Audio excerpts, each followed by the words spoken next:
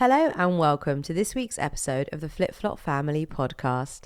I'm Xylene and it is wonderful that you are joining me today. If it's the first time that you are listening, perhaps you've just come across the Flip Flop Family podcast and you don't know what it's all about. We release 2 episodes every single week on a Monday and a Thursday. Some episodes have some other members of the family, and on a Thursday it's just myself, Xylene. We talk about all sorts of things that are going on in our lives, from family matters to motivational stuff. Whatever you're thinking, I'm probably talking about it, so make sure you stick around. I had another plan for what I was going to talk about, but it kind of got put on its head when I had a really bad day this week. I mean, you may think it's not a bad day, but I haven't really had many bad days recently. Thankfully, my parents are in better health and, things have been a bit regulated and manageable, I would say.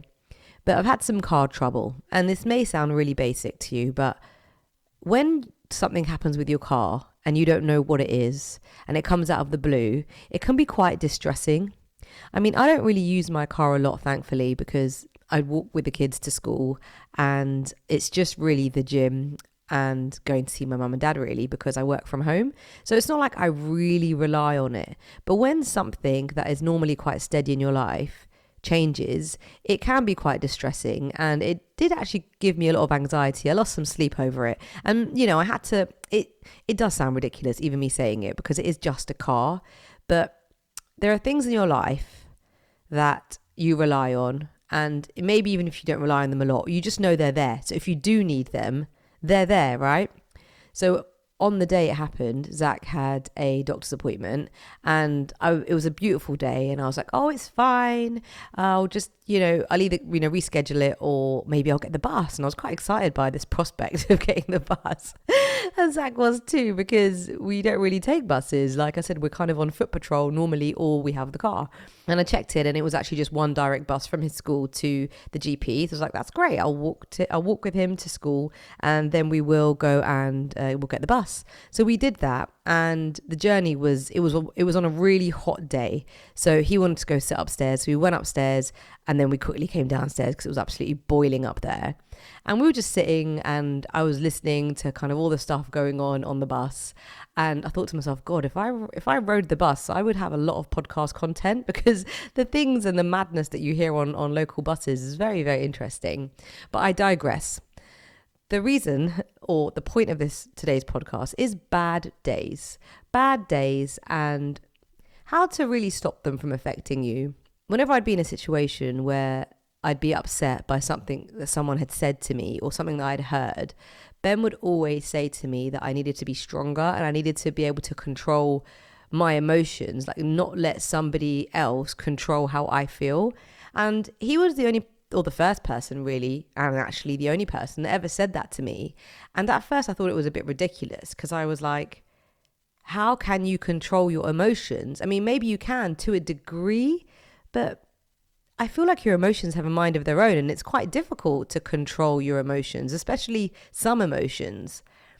But the more and more I found myself in situations where I was being affected by others, whether it was things that people said, or whether it was just negative vibes or people's mood around me, or things like your car breaking down, or, something that's out of your control and it affecting your emotions.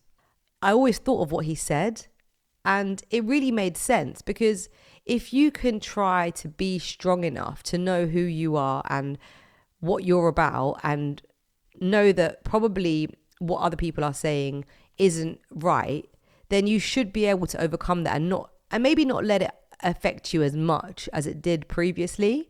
I mean, it's not just things that people might say, it's also how other people's moods can really affect yours. And that totally happens to me. Like if I'm in a really good mood and then I happen to be around someone who's in a real dull mood, it can kind of have a bit of a negative effect on me and on the environment around me. And it's then quite hard to be in a good mood and be all jolly and happy when someone around you is being a bit of a sourpuss. So the question is, how do you stop other people's negative moods influencing yours? And how can you stop bad days? How can you stop feeling like crap on a bad day? Or perhaps you just wake up in the morning and you just feel a bit negative. You feel a bit crap. Here's a bit of audio which I think is a great start for us. If you wake up in the morning, you start having negative thoughts. Man, this ain't my day. I woke up on the wrong side of the bed. I'm tripping. I just don't feel myself. Stop. Just stop for a second. And start going over in your mind everything you have to be grateful for. Not everything you want. Everything you already have. Because what you have is substantial. I heard that on the quote circle, and I think that's definitely a great way to start. When I was trying to rationalize my emotions that day when I was struggling with my car, I say it's a day, it has dragged on, I would say, to at least a week. But when I was trying to rationalize my day, when things just felt like they were going from bad to worse, I had to actually think to myself, come on, Xylene, pull yourself together. Okay, you can sort this out. It's okay. Nobody's sick. Everybody's all right. Like going through those things, I guess, which is from that quote about what do you already have, and just putting things into perspective a little. I did also try and redeem my day, as I thought it was just such a write-off, and went for a swim at like 9 o'clock at night. But again, you've got to be thankful for that my gym was open till 10 and I was able to go for a swim. At least I felt like I did something with my day that was positive. And being grateful when things are tough isn't easy at all, is it? Because everything's just a bit annoying, you're feeling low, and then it's quite hard to feel grateful. But it's important to stop and consider all of the good people, all the good things you have in your life, and just think about that and I guess try and be grateful. And if you can't, write it down. Write 5 things down that you're grateful for and try and spend quality time with the people that you love. That can often help when you're just feeling a bit crap. Take a break. Go outside, get some fresh air. It can make it a bit easier to solve the problem and overcome the obstacle that you're going through that's making you have a really bad day. And talk to someone. It's that usual thing, isn't it? A problem shared is a problem halved. I mean, I am being a bit of a preacher here because on that day, my brother was calling me, my sister was calling me, and I just couldn't even talk to any of them because I was so caught up in my funk that I just couldn't do it. But I wasn't being very kind to myself. So be kind to yourself. Talk it out and breathe. Maybe some exercise, which is what I did at the end of the day. And maybe don't call it a bad day. It's that kind of self-fulfilling prophecy. If you don't say it's a bad day, maybe it isn't such a bad day.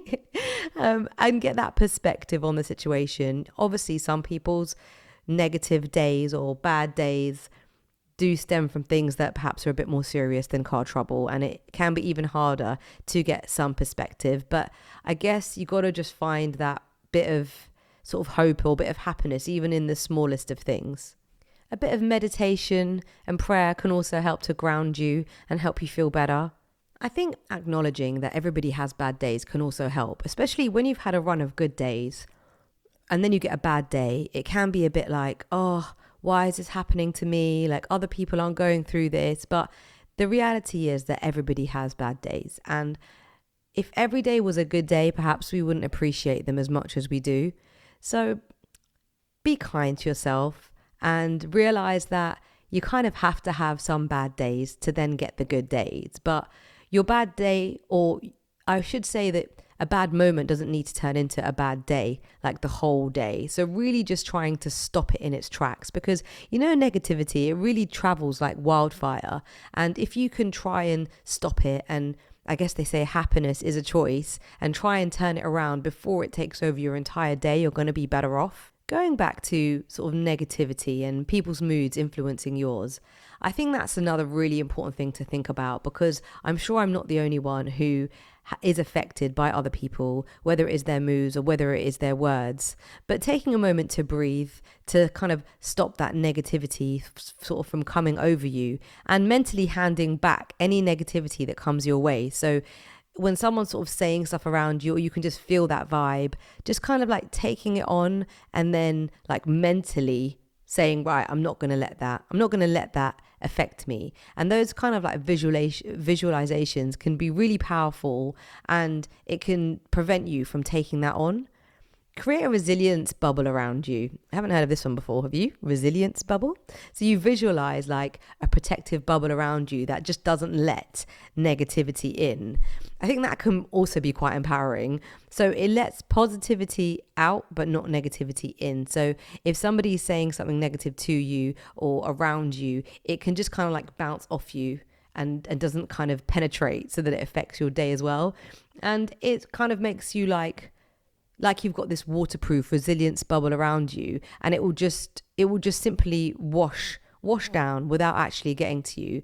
And if you kind of picture this resilience bubble, I believe that can be really helpful. I'm going to try a resilience bubble. I think it sounds fantastic.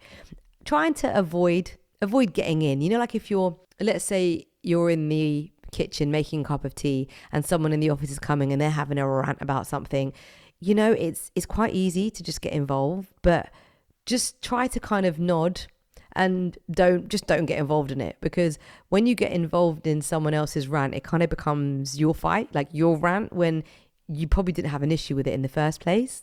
And bring some positivity into the interaction. So positive emotions and moods are just as contagious as the negative ones. And if you can put a positive spin on things, it can totally change the outcome. The advice online says that you should ask a person who has negative energy if they're okay. But I'm not sure about that, because I kind of feel like when you're in a negative situation, you're in a bit of a funk and someone's like, "Are you all right?"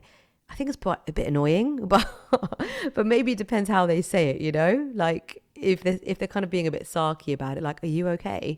then you may not respond to that very well. Whereas maybe if they said it in a bit more of a caring way, maybe you would, I don't know. But take good care of your physical and mental health. And obviously that's seems to be the answer in most things that we discuss on this podcast. So making sure that you're eating well, you're sleeping generously, and just trying to sort of switch off regularly. And that is definitely the hardest thing. I mean, we're planning a little trip away over the half term, and I just can't wait to switch off, if I'm honest with you. I cannot wait to just not worry about anything and switch off. And you need that, you need those good days to be able to then combat those bad days. So taking time and giving yourself those moments of relaxation. And I would say, which is one thing Ben always says to me, is that you can only control your emotions, and those emotions are yours. And you need to be able to control your moods so that you can be as healthy as possible.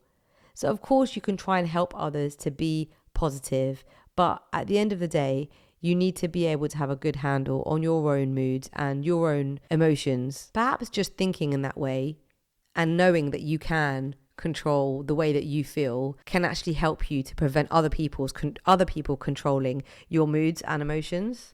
Hopefully some of those tips will help you. They'll definitely help me, actually, because it's not nice, is it? It's not nice feeling negative, and it's not nice having a bad day. And a lot of the content on the Flip Flop Family podcast is all about positivity and gratitude and just trying to be the best version of yourself. But sometimes with all the will in the world, you just can't control feeling like crap. And that's okay. It's okay to feel like that. But maybe with some of these tips, we can try and get out of that funk a bit quicker and not let those bad vibes or bad feelings or bad situations rule the whole day or any longer than that if we can. Ben, Emiliana and Zach were definitely bringing me some negative vibes, as obviously this whole podcast has stemmed from this car trouble. So I've been driving my dad's manual car today, and we had a photo shoot to go to all the way in Islington, and I drove my dad's car as I'm insured on it, and it was a manual, which I'm not really used to, but I don't really blame myself. I feel like it was the car and the roads, and when you're driving in London, it's constant start, stop, and the bumps and everything. And Emiliana, Zach, and Ben, they were being proper like backseat drivers, they were like, "Oh, I've got such a bad headache in the car, I need to get out of the car," being very dramatic. Ben kept saying how much I loved pressing the brake pedal, and I just had to laugh it off because I wasn't going to let any of their negativity surround me, and it just didn't stop. Literally the entire way there and the entire way back, I had to deal with that. I nearly dropped Ben off at the bus stop, thought you can just get the bus home and you can complain to the bus driver and you can see what it's like on the bus, Luckily they all redeemed themselves with a sushi lunch on the way home, which definitely helped the situation. But I am looking forward to getting my car back. Very thankful to my dad, but I am very much looking forward to having my car fixed. And yeah, I can't drive manual cars. It's all about automatic. So I didn't let their negativity consume me today. But if you just can't kick that negative feeling, that bad day before you go to bed, I would say just write a little list about the things that you could do to resolve that feeling that you have before you go to sleep. Because if you don't, it will affect your sleep, and then the next day you'll be tired, and then it will just have a knock-on effect. So figure out what it is that is giving you this bad mood or that negative feeling, and write down anything that you could do to just lift that load a little, and just try and do it before you go to sleep, because we all know how precious sleep is. My sleep at the moment is totally affected, as of course it's the holidays, which means that Emiliana and Zach are sleeping in our bedroom, and Zach is getting bigger and taking over our Super King bed, and me and Emiliana are both suffering with hay fever, probably why you may have noticed that my voice sounds a little huskier than normal, because we're both suffering big time, which also affects our sleep. That brings me very seamlessly onto my game changer, and actually it wouldn't be right if I said it was mine. It's Emiliana's game changer. Her friend has been using this balm. It's called Hey Max Aloe Vera Organic Drug-Free Pollen Barrier, and she swears by it. Emiliana has been borrowing it. I need to actually order one.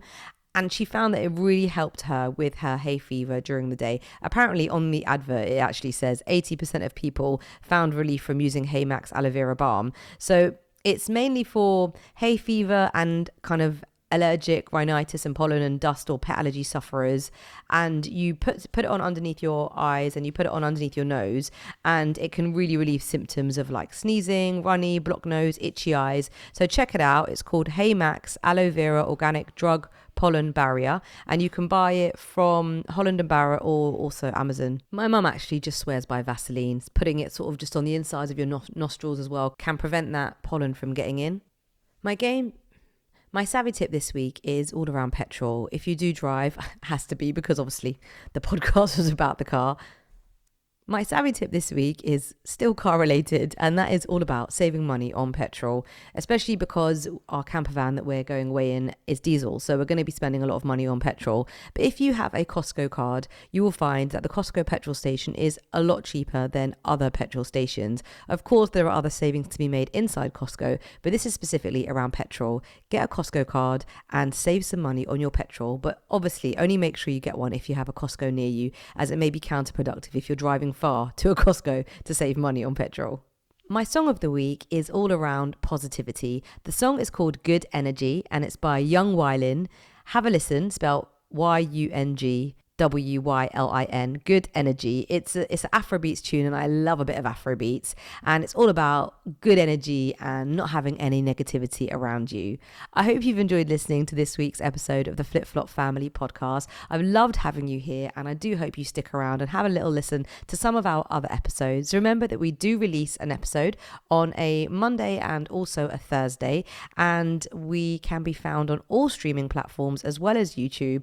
And why not drop me a comment? Let me know what you think. If there's any content that you'd like to hear, it's always nice to hear from you. I appreciate everyone that gets in contact, whether it's a like, whether it's a comment or a message. Either way, it is really lovely to hear from you and to know that the content is being enjoyed. Until next time, bye bye.